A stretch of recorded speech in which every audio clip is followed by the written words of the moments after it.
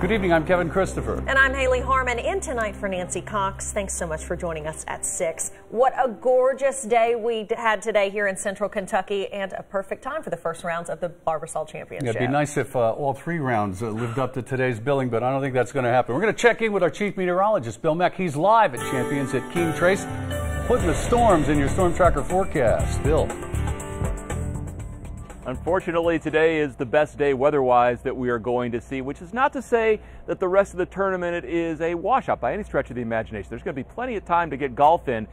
Tomorrow, I think a good chunk of the day is fine. We get into Saturday, it's in between rain and storms that they should be able to play, and then Sunday's more of a general rain. But again, it could be a whole lot worse, but it could also be a whole lot better. Let's talk about the worst aspect, though. And with that, we are talking about a storm tracker threat index that comes in at a 1 for tomorrow. That's not tonight or tomorrow morning. That's going to be for late tomorrow afternoon and then into tomorrow night for the possibility of strong or severe thunderstorms. We're talking storms that could have damaging wind gusts. Large hail is a big concern with this, in addition to the torrential rain threat. All right, how do you track the storms? The Max Track Live Doppler, which today, nothing. It's good, it's quiet, it's clean.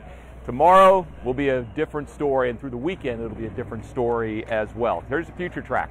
Watch the storms develop. Now, again, you see them coming in on the warm front first. That's late tonight and tomorrow morning, so we have some rain around then. Those storms will not be severe.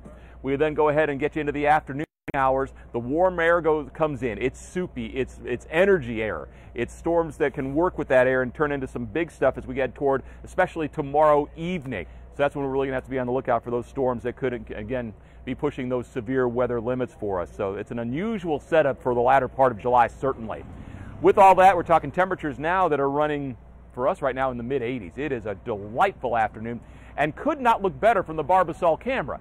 You look at that, that's how you want it to look the rest of the tournament. Unfortunately, it won't be. With all that, we are going to be tracking a lot of storms for you. We'll talk more about that coming up in the main weather segment in about 10 minutes or so. We'll send it back to you, Kevin and Angie. Not Angie, it's Haley. Bill, it's like we've just met. Angie's out there with you, Bill. And the heat has gotten to him, folks. And I think we've established that there are plenty of weather worries for the final 3 rounds at Champions at Keene Trace. Yeah, but there are plans in place just in case the worst should happen. Let's go to our own Michael Burke. He spoke to one of the PGA meteorologists on site. He continues our Barbasol Championship team coverage. Hey there, Michael. Haley, Kevin, how you doing? Obviously, it has been a great day here from start to finish for day 1 of the Barbasol Championship at Keene Trace, but the rest of this tournament could be played and watched in less than ideal conditions. Willis Young is inside the meteorology trailer, which is on site here at the Barbasol Championship. He's tracking a number of systems that are predicted to wreak havoc here, starting as early as tomorrow morning. First is already in sight and heading this way, and it could force play stoppages all weekend long. That would actually be okay. But on the extreme end of things, playing on Monday or even canceling a full round's worth of play could be in play. I have to inform them of the possibility of the worst case scenario, but I also show what I believe is going to happen and the possibility, if we're going to miss it. So there's a lot of different scenarios. With me being on site, I can inform them minute by minute when things do start to develop. If the heavy rain makes the course unplayable, that's a situation. Obviously, if you have lightning in the air, that's a situation that's critical. So Saturday and Sunday figure to be wet. Tomorrow figures to be the real problem, and in anticipation of that, they have altered the tee times. They will move things up from 8:20 to 7 a.m. now. The afternoon groupings will go off at 12 noon. So hopefully those earlier tee times will allow them to get as much golf in as possible. Let's send it back to you. And if you've been joining us throughout the week of our live coverage out here at the Barbasol Championship, you've noticed we were somewhere else earlier in the week. We've moved locations. Earlier we were over across the pond on the other side of the 17th hole. We had beautiful landscape behind us there. Now we're over here. We're near the clubhouse area. We've got a practice putting green just to my left, so it's kind of a different setting. And but this whole day is kind of taken on a different feel as we've gotten into this first round of play. Do you remember what you were doing when you first got out of school, trying to find that first job? Stressing? Yeah, a little bit of that, a little bit of trying to figure out what's next in life and everything. Well, we got a couple of Kentucky Wildcats who just graduated, yeah, and they get an exemption to come So almost like a pretty good freebie shot for them. That's not too bad. To come in here and play in this this Barbasol Championship here at Champions at Keene Trace.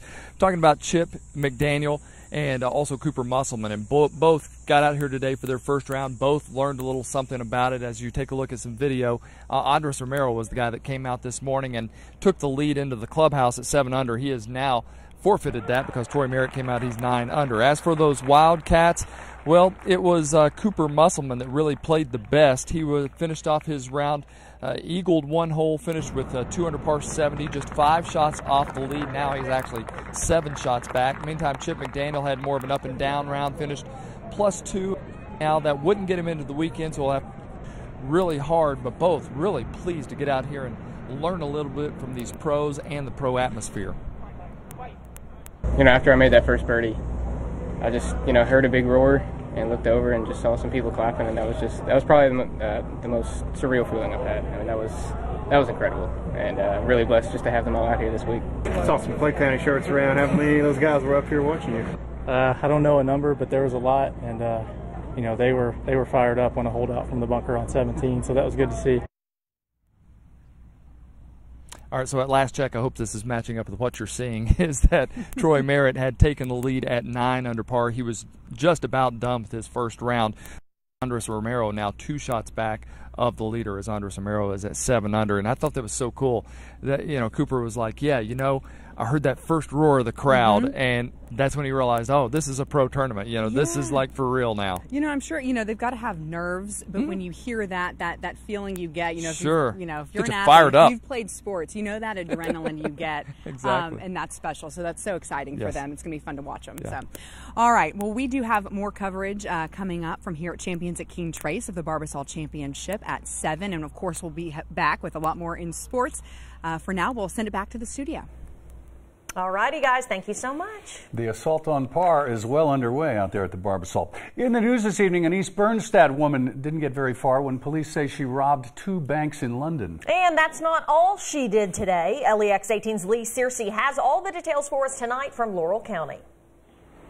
This was the scene behind a church on Esquire Lane. See that blue van? Police say it was carjacked earlier in the day by this woman, 49-year-old Jennifer Moore, who officers say had already carjacked another driver before stealing this van at gunpoint.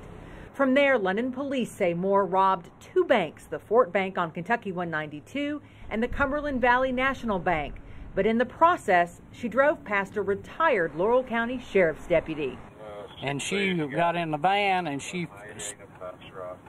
squalled her tires and then run around the bank and pulled right out in front of me.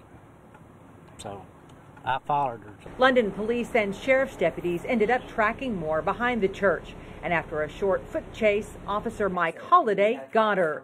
Police also found more than $32,000 in stolen cash. That's a lot of money that she attempted to get away with, yes. A busy afternoon for Officer Holliday, who happens to retire from the London Police Department in 2 days. He credits Moore's quick arrest to several sharp citizens who gave great descriptions of the carjacked van. A citizen gave a statement that saw the van leaving the bank parking lot and saw a red cloud of smoke pop out of the window. So, that was the die packs going off as they were leaving. Police proving once again crime does not pay. Covering the news in Laurel County, Lee Searcy, LEX 18 News. Almost a year to the day after an unconscious Anderson County baby was rushed to the hospital, the child's parents have been indicted on wanton endangerment charges. Tiffany Jackson spoke to the Lawrenceburg police officer about what he did when he responded to that call and what he says probably saved the baby's life. First responders see unbelievable things on a regular basis, but one incident outside this Lawrenceburg home is forever ingrained in Detective Jeremy Cornish's memory. That was the longest 4 minutes of my career to this day. Those 4 minutes were spent giving a 6-month-old infant CPR. I looked at the baby, he was lifeless, had the discoloration. An ambulance finally arrived after being held up by a train. The young lady jumped out of the ambulance, grabbed him, put him back in the ambulance, and then the next thing we heard was, he's back. Inside that ambulance, the paramedic did something that Cornish says never crossed his mind. Within 45 seconds, the baby was crying, and the paramedic had made one one heck of a call to give that baby Narcan. We're told the baby was overdosing on oxycodone. Now, a year later, his parents, Mallory Drury and Stephen Huddleston, have been indicted on a charge of wanton endangerment. Cornish says Drury also tested positive for oxycodone after the incident.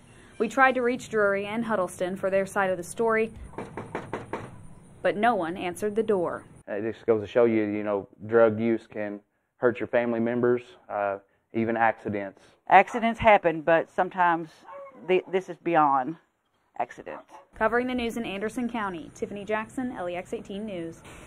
Lexington's Catholic Action Center will soon require all homeless people who stay there to be vaccinated against hepatitis A. Yeah, they made the move after a homeless person was confirmed to have the disease earlier this month.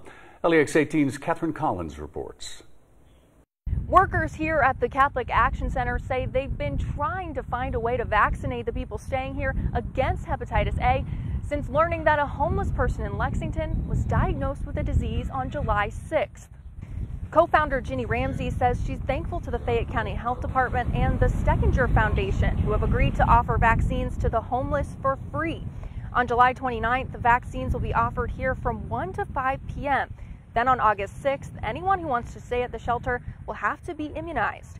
Ramsey says they'll have the vaccine available at the shelter after the 29th as well. It's a way that we can protect and let our folks know that their health is so important to us, but also it's important for the whole community, because in community living arrangements like we have, it would be something that could spread quickly as it did in Louisville. Ramsey says several guests also have health problems, which make them especially vulnerable to the disease. She hopes this will keep them safe. Covering the news in Lexington from the LEX 18 mobile newsroom, back to you. Health officials in Louisville held a news conference this morning to talk about the hepatitis A outbreak. More than 78,000 Hep A shots have been given in Jefferson County. Of those, more than 6,200 food workers have been vaccinated. Health officials say that 60% of those who've been diagnosed with Hep A in Louisville have had to be hospitalized. They say the good news, though, is that new case reports are trending downward. We'll be right back.